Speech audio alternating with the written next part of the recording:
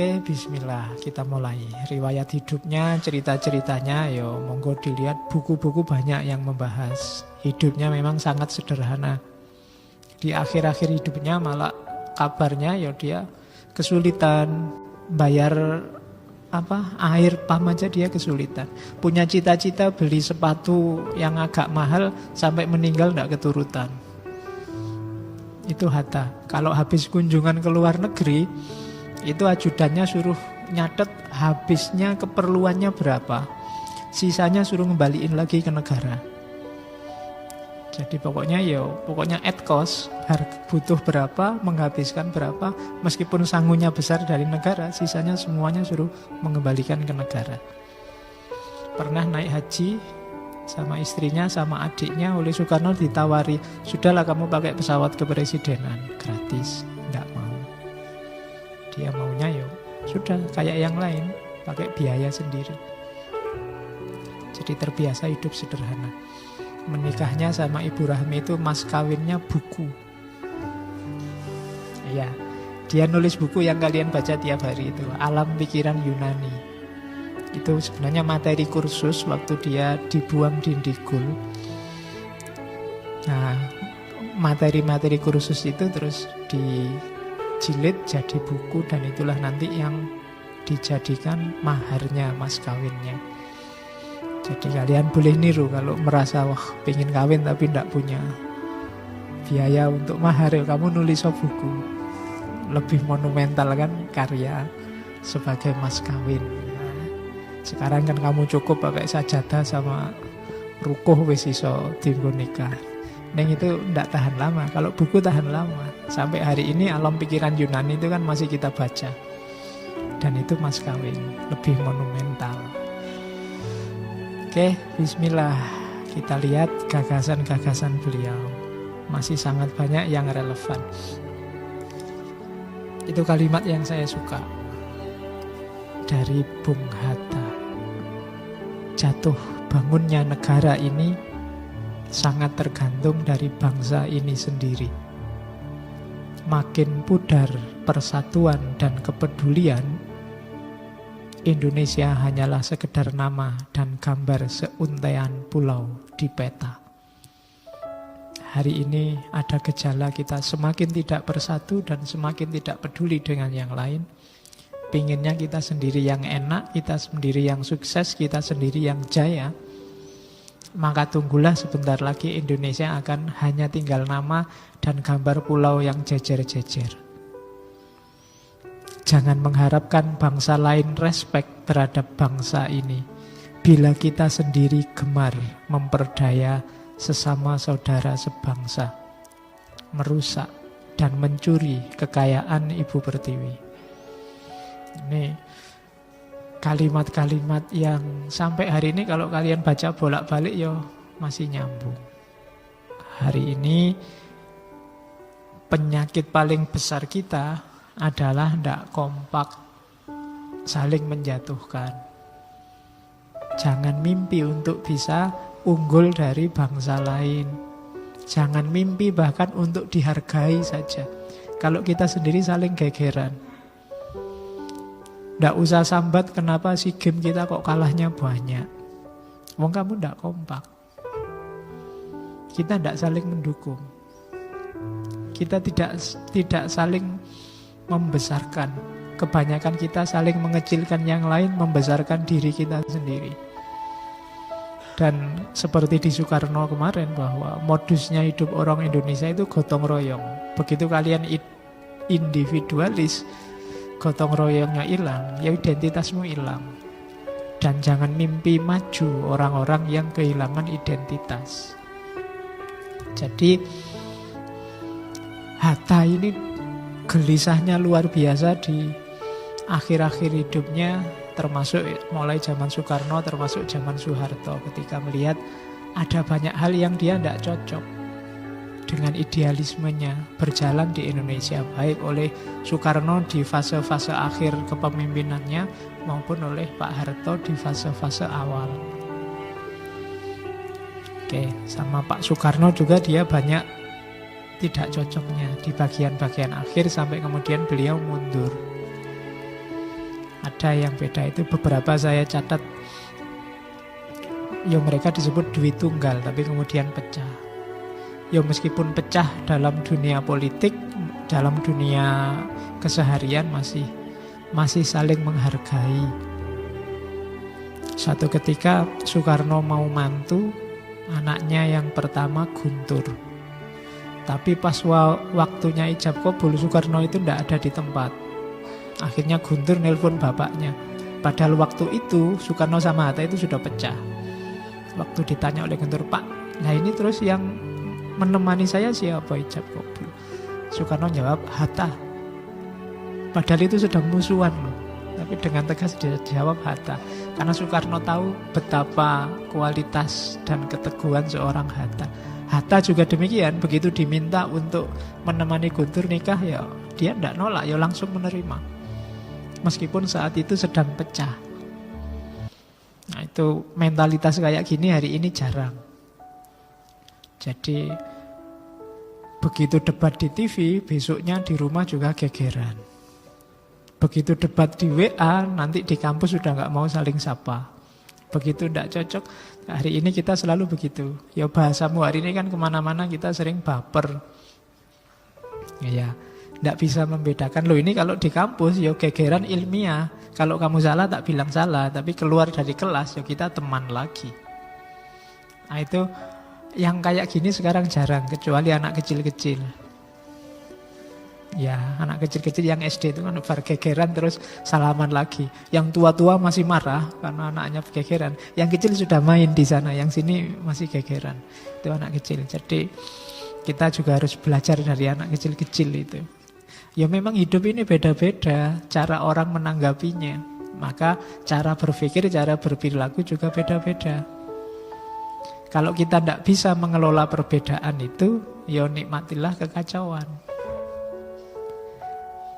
Katanya Soekarno waktu diwawancara Cindy Adam, Pak Karno kok sampean pisah sama Hatta?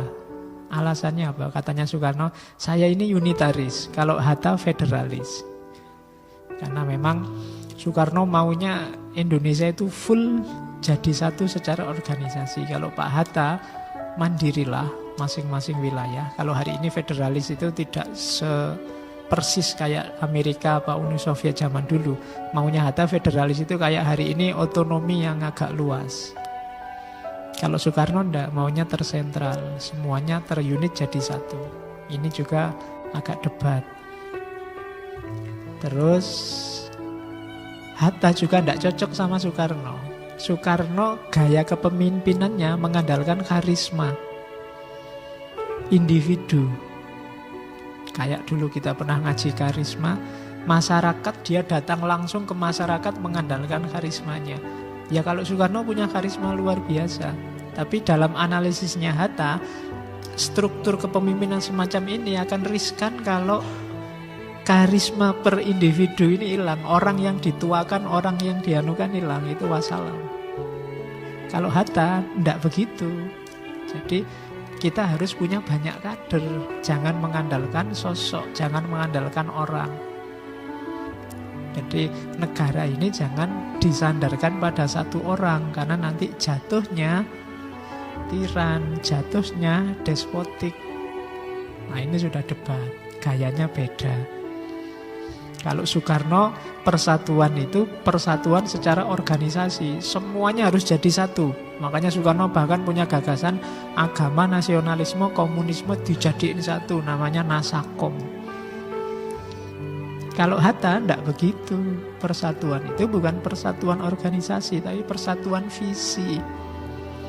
Monggo semua dengan gayanya masing-masing, tapi semuanya punya visi untuk makmur bersama, maju bersama. Gayanya ya cocokkan dengan karakter organisasi, karakter wilayah masing-masing. Kalau katanya Hatta, Soekarno itu bukan persatuan, tapi persatean. Kritiknya, keras yang kritiknya. Tidak apa-apa, wong ilmiah. Jadi apa yang dikatakan persatuan sebenarnya tak lain dari persatean. Kita kan besok lusa sudah mulai main persatean.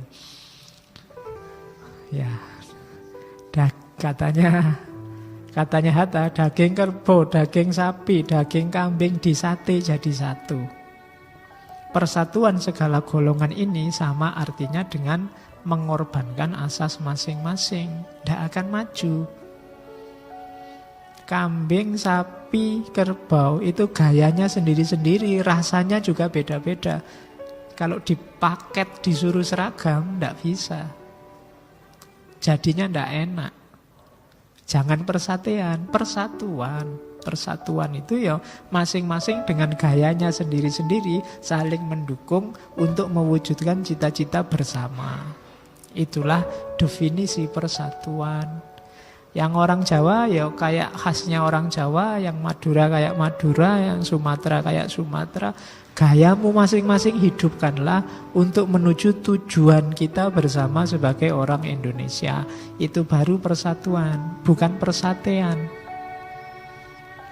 Itu kritiknya pada Soekarno. Jadi Soekarno yang kita bahas kemarin-kemarin yang luar biasa, ternyata juga ada kelemahannya. Ya mana sih manusia yang tidak ada kelemahannya? Kalau Soekarno sukanya persatuan, azas tunggal, partai tidak usah banyak-banyak, pokoknya semua manut saya saja. Itu demokrasi terpimpin.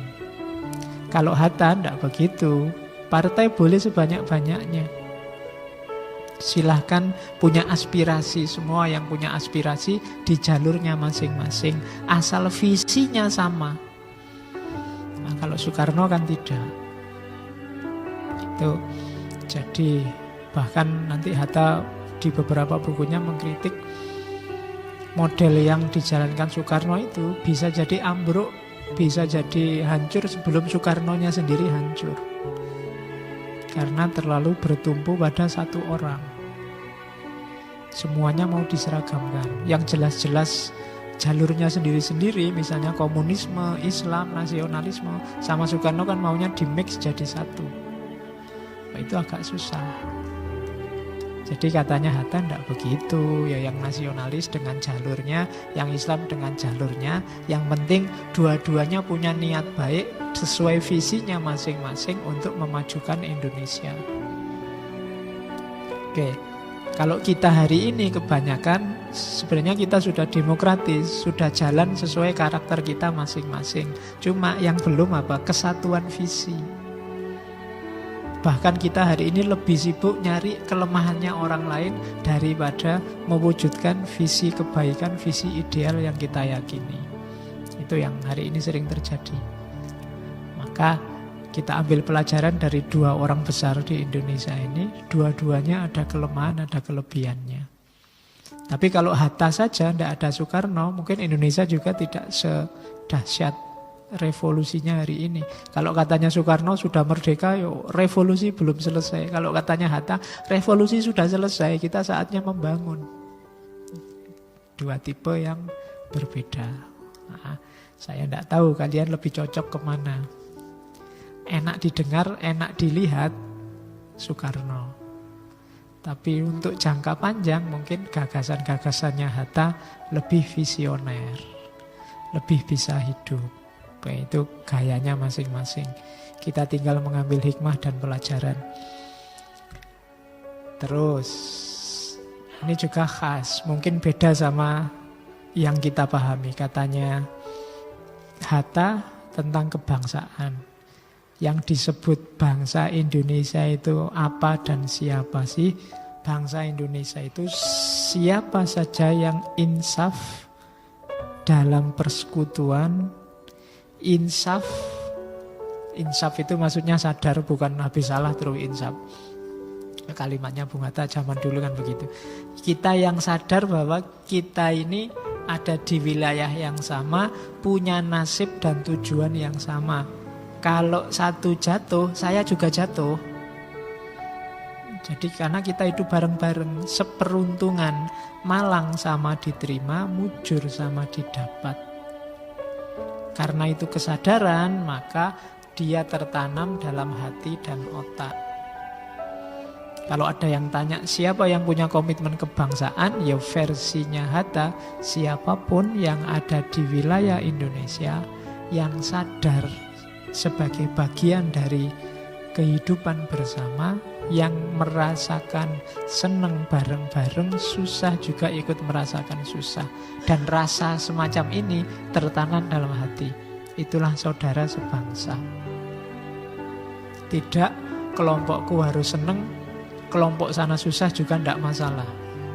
Sakitnya kelompok sana harus ikut kita rasakan. Senengnya yang sana ikut juga kita rasakan. Kalau kita seneng, kita bagi-bagi kesenangan.